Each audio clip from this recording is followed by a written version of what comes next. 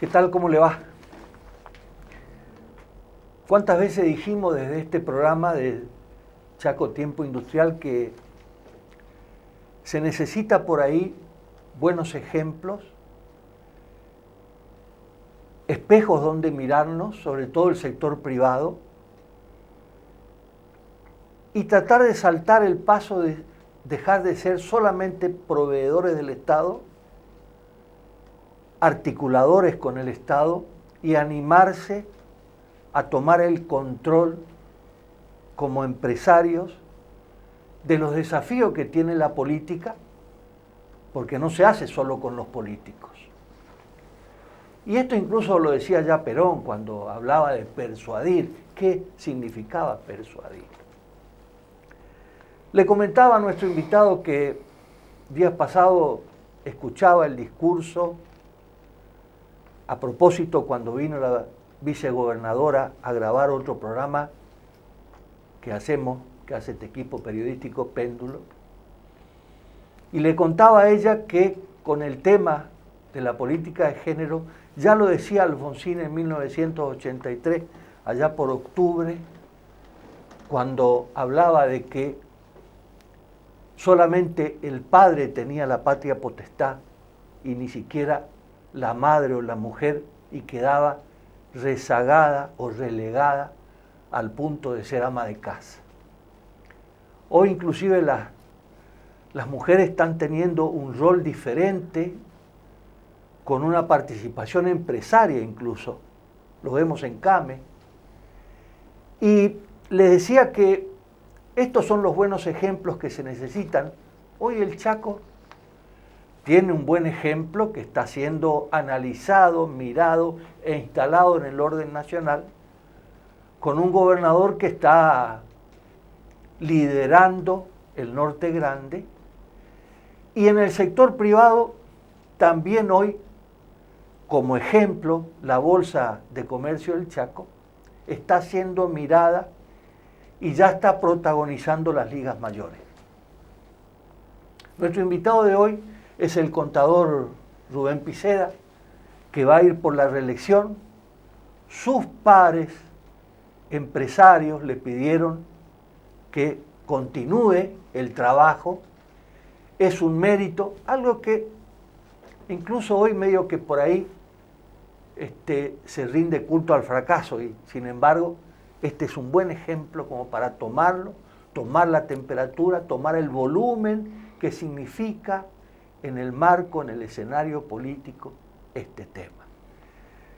Y con él vamos a conversar y vamos a transitar algunos caminos que lo charlamos, por supuesto, con el contador Piceda.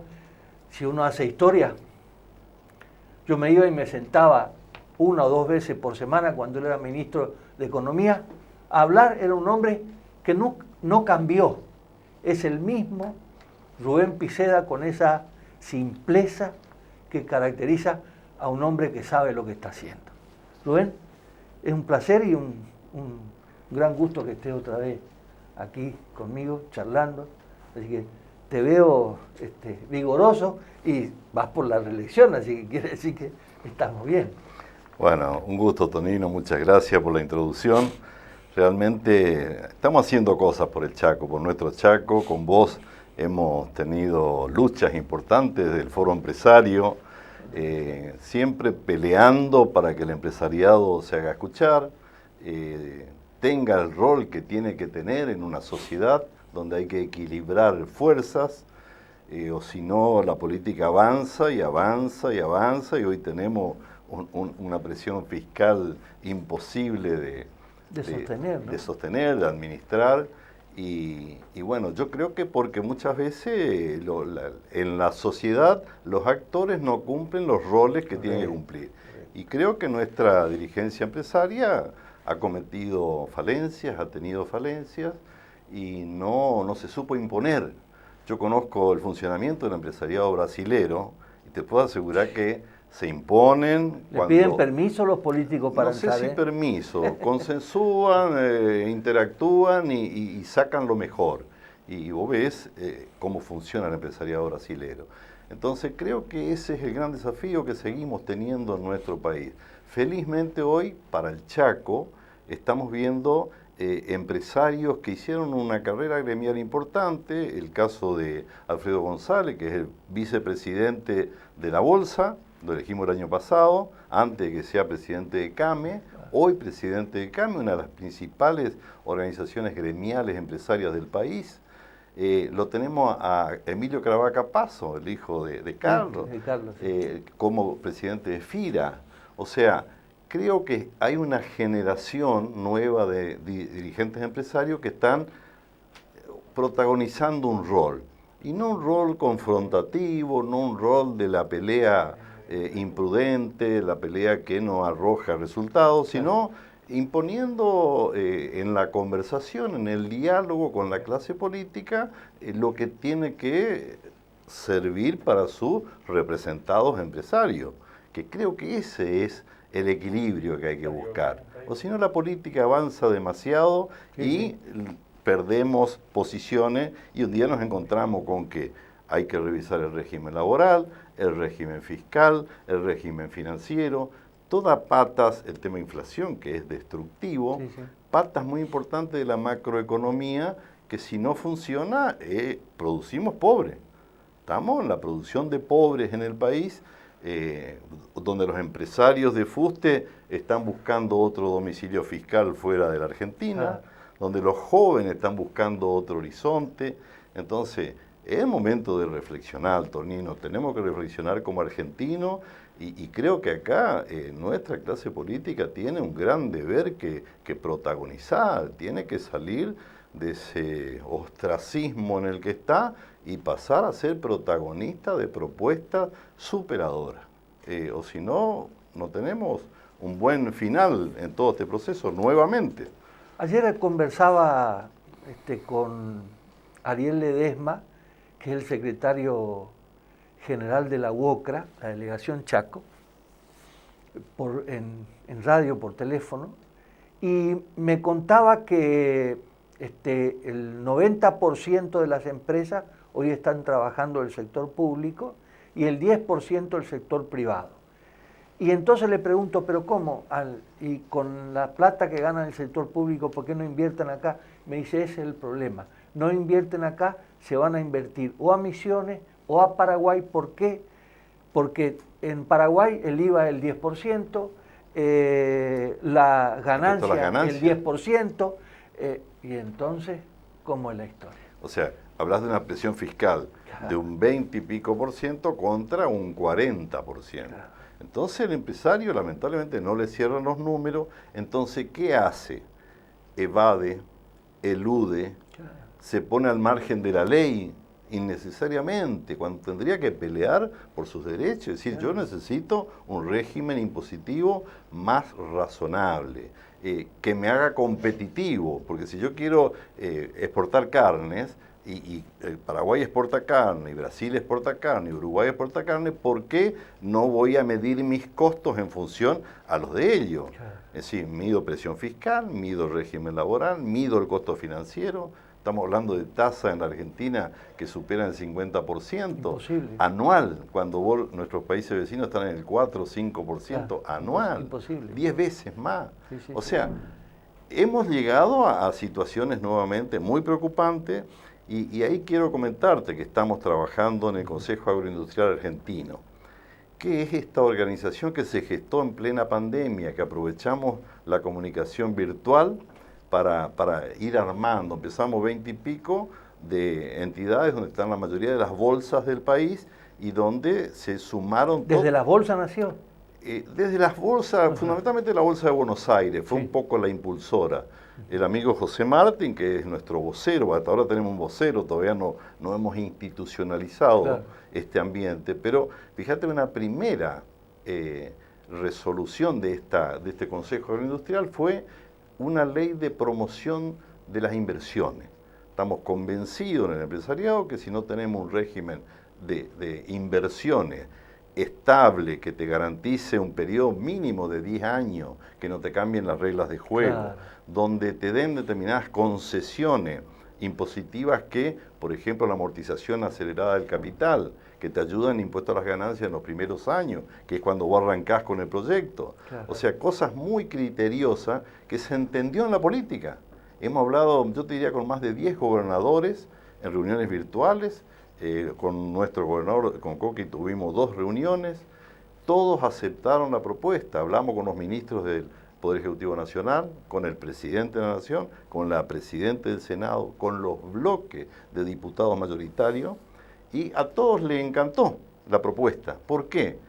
Porque le demostramos en esa propuesta que se puede crecer en exportaciones de 65.000 millones de dólares aproximadamente, que es nuestra exportación anual. ¿A 175? No, a 100. A 100 es la propuesta, es un salto importante, pero fíjate lo que significa para el país. Ponerle en retenciones promedio para el Estado un 10%, está el 30 y pico y otras menores, pero un 10%. Estás hablando de 10.000 millones de dólares que tendría el Estado de retención en la exportación. Pero ¿qué trae ese crecimiento industrial que está previsto que sea en todo el país en forma, digamos, horizontal el crecimiento, con mucho beneficio para las economías regionales? Trae mucho empleo, claro, mucho empleo genuino. Está pensado, mano de obra regular. Hemos hablado de 700.000 puestos. Después viene el derrame, por supuesto, claro, en el mercado informal, que sabemos que...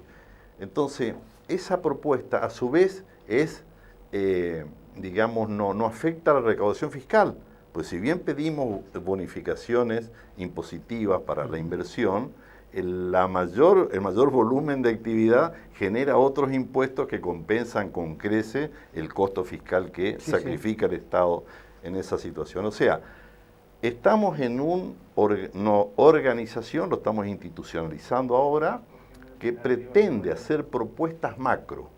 O sea, salir de la discusión, del enfrentamiento y decir, bueno, hay que corregir las normas de exportación. Son demasiado burocráticas, pesadas, cada escritorio es un calvario para el empresario. Corrijamos ese aspecto. Planteemos un régimen laboral que contenga a los planes sociales con un régimen formal. Estamos cansados de escuchar en este foro economías que pierden la producción completa, cosecha de limones, cosecha de la vid, la manzana, las economías donde son cíclicas las producciones, que necesitan mano de obra intensiva, no hay trabajadores. Y vos ves la 9 de julio en Buenos Aires, llena de... están acampando. Miles, claro, acampando, es decir... Los planes sociales traducidos en empleo. Tienen todo el derecho del mundo, pero tratemos de convencerlo que también hay que trabajar, Tonino. Entonces, hace 3 generaciones que no trabajan. Es una pena, porque lamentablemente no hay otro país que... Pero eso está incentivado desde el gobierno, desde todos los gobiernos. Fíjate que cuando ingresa Macri, el desafío era bajar esto, bajar el gasto social, y sin embargo él lo triplicó. Así y ahora Alberto Fernández lo volvió a duplicar, entonces no se puede tener eso. Es lamentable, porque no hay economía que aguante eso. La presión fiscal, por eso te digo, llega a un límite, claro, donde vos por más impuestos que impongas no vas a recaudar más. Empieza a ser inversa la recaudación. Eso está recontraprobado por estudiosos de toda la vida. Entonces, tienen que reflexionar en ese aspecto. Creo que hay que replantear el régimen laboral. No puede ser que una empresa, por ahí por el costo de una indemnización, de un juicio, recontra adornado, porque los juicios hoy termina pidiendo la convocatoria o quebrando. Claro. Entonces, busquemos un seguro que proteja al empresario de las determinadas cuestiones laborales.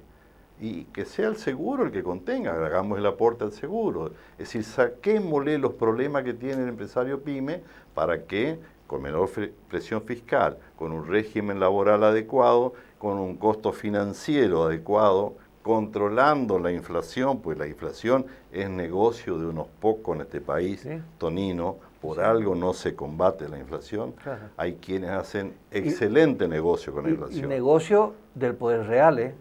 Del poder real, de unos pocos. Claro, lógico. La mayoría de los argentinos estamos castigados por la inflación. Lógico. Todos perdemos, porque es el peor impuesto que le podemos imponer a una sociedad.